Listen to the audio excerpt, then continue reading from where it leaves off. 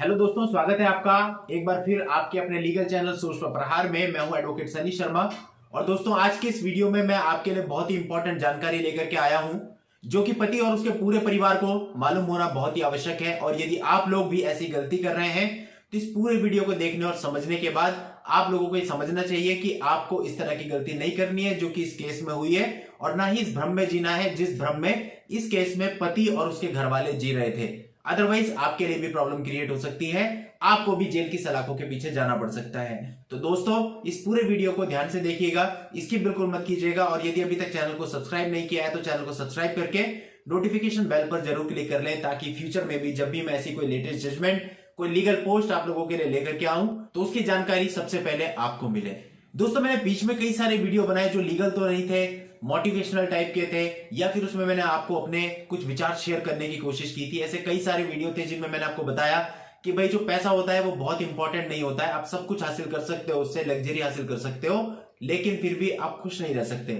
आप अपने बच्चों पर ध्यान दीजिए, उनको अच्छा नागरिक बनाइए, उनको अच्छा इंसान बनाइए। दोस्तों, इस मामले में हाईकोर्ट ने भी ये टिप्पणी करी। मद्रास हाईकोर्ट ने बिल्कुल यही कहा कि आपने बच्चे को पैदा कर दिया, उसे शिक्षा दे दी, इतना पर्याप्त नहीं है।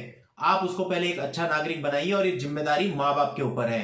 दोस्तों, चलिए पहले इस पूरे केस को समझ लेते हैं कि केस था क्या।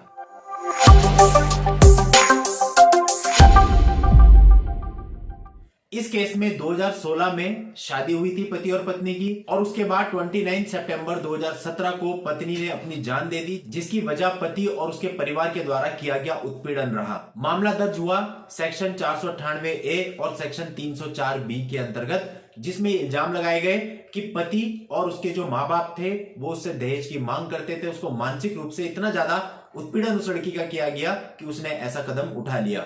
अब दोस्तों, जब ट्रायल चला तो ट्रायल में 498A साबित हो गया, और जो माँ बाप थे उनको 498A में सजा हो गई, और 304B का आरोप साबित नहीं हो पाया, इसलिए 304B से उनको दोष मुक्त कर दिया गया। अब जो माँ बाप थे इसी सजा को निलंबित कराने के लिए मद्रास हाईकोर्ट में गए, और दोस्तों वहां पर उन्होंने अपना पक्ष ये रखा कि हम एक ही छत के नीचे रहते ही नहीं थे, तो हमारी तरफ से उसका उत्पीड़न करने का सवाल ही नहीं उठता। अब दोस्तों, हाईकोर्ट ने पूरे मामले को ऑब्जर्व किया और यह कथन किया कि जो पति के घर वाले हैं, यानी कि उसके माँ बाप हैं, वो ये कह करके अपनी जिम्मेदारी से नहीं बच सकते कि वो एक छत के नीचे नहीं रहते हैं। वो एक छत के नीचे ना रहते हुए भी अपने बेटे को प्रॉपर्टी मांगने के लिए या पैसा मांगने के लिए, गाड़ियां मांगने के लिए प्रेरित कर सकते हैं, यानी कि 498A का अपराध वो दूर रहते हुए भी कर सकते हैं। और पीठ ने यह भी माना कि यदि इस मामले में उनको दोषमुक्त कर दिया जाए तो समाज को एक गलत संदेश जाएगा कि यदि माँ बाप पति से अलग रह रहे हैं तो उनको दोषी नहीं माना जाएगा, जबकि वो दोषी हो तब भी उनको दोषी नहीं माना जाएगा। तो एक गलत संदेश भी समाज के अंदर जाएगा।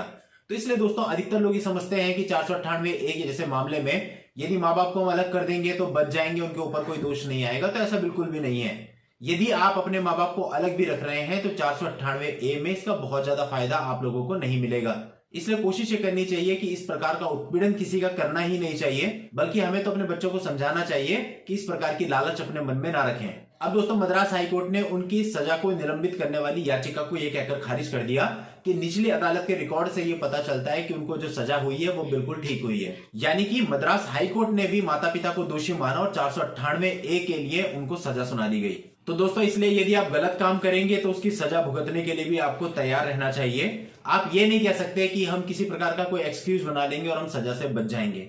इसलिए कोशिश ये करनी चाहिए कि गलत कामों से दूर रहना चाहिए। और आपके रेफरेंस के लिए इस जजमेंट का लिंक मैं इस वीडियो के नीचे डिस्क्रिप्शन में दे रहा हूं, वहां जाकर के आप डिटेल में जजमेंट को पढ़ सकते हैं, कॉपी और डाउनलोड भी कर सकते हैं।